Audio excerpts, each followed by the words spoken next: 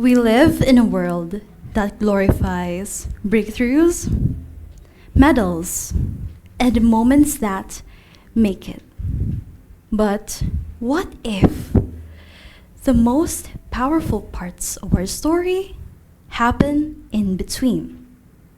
The quiet, ordinary, and even messy parts we're tempted to skip. I didn't always see it that way. I used to believe that life was about moving from one achievement to the next. That if I was doing well, I was doing fine. You see, I've always been a girl who had it together. I was always the achiever. Honor student, graduate with high honors, active in church, and even helped manage a business. But more than anything, I was the eldest daughter. And if you're the eldest, you know, you're the example. You carry not just your dreams, but also your family's hopes. So when my mom, the general manager of our family business, got hospitalized for months, I stepped up.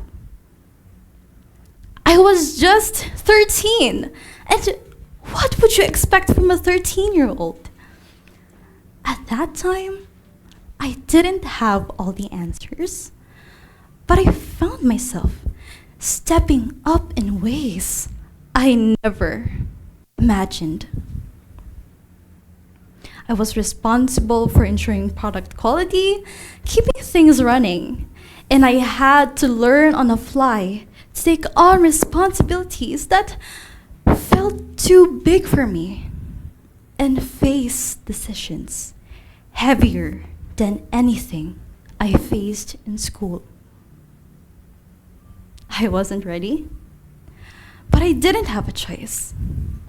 As the eldest, I felt the need to step up, even if I was still figuring it out. That season taught me to keep pushing, no matter how unprepared I felt. So when I entered college, I thought it was just another challenge I could overcome. I thought, kaya ko to. I've done hard things before. But no one prepares you for what college really feels like. The expectations, the pressure, the loneliness. And suddenly, I found myself surrounded by so many talented people that I started to question if I belonged. Second year felt like the hardest chapter of my story so far. Grades? Disaster. Most of my major subjects, I failed them.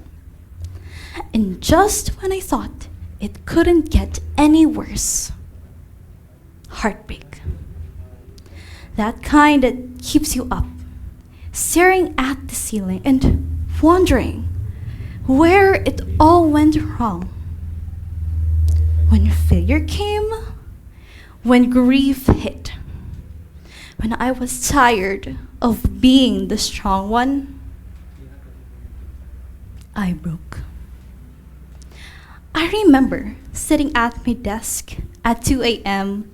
with my laptop glowing, notes blurred by my tears, eyes swollen and heart heavy. I felt like everything was slipping through my fingers. I asked myself, should I just give up? Because for the first time in a long time, I felt like I was failing at everything. But I had to make a choice. Do I pause? Or let myself fall? Or do I fight? Even if I didn't feel strong. I chose to fight. To take my remedial exams, to give myself a second chance. I took remedials, prayed, cried, and studied. And by God's grace, I passed. But passing wasn't just about exams. It revealed something deeper. That strength isn't perfection,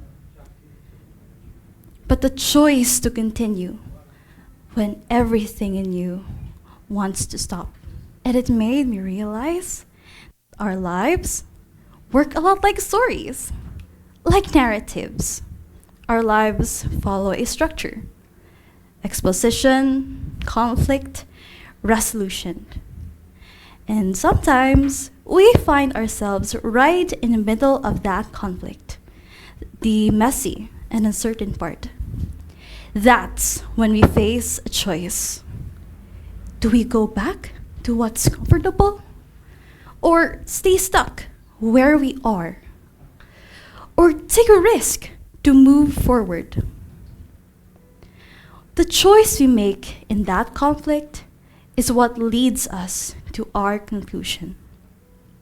It determines not just how the story ends, but who we become in the process. The middle.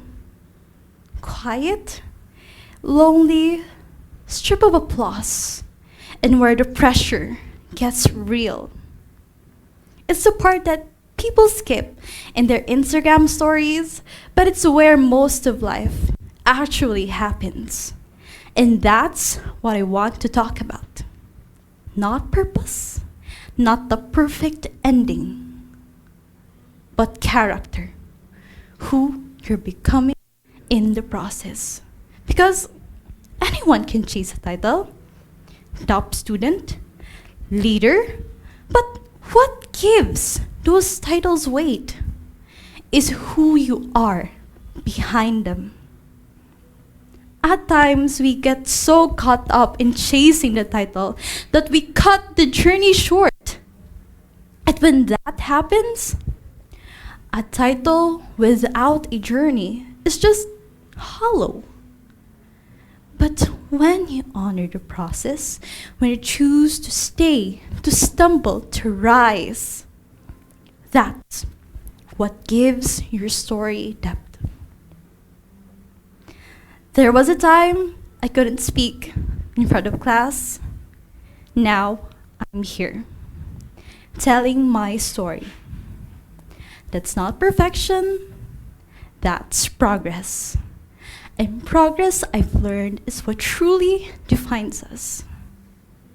And maybe you're in that place too, still figuring it out, still fumbling through the dark, still waiting for the part where it all makes sense.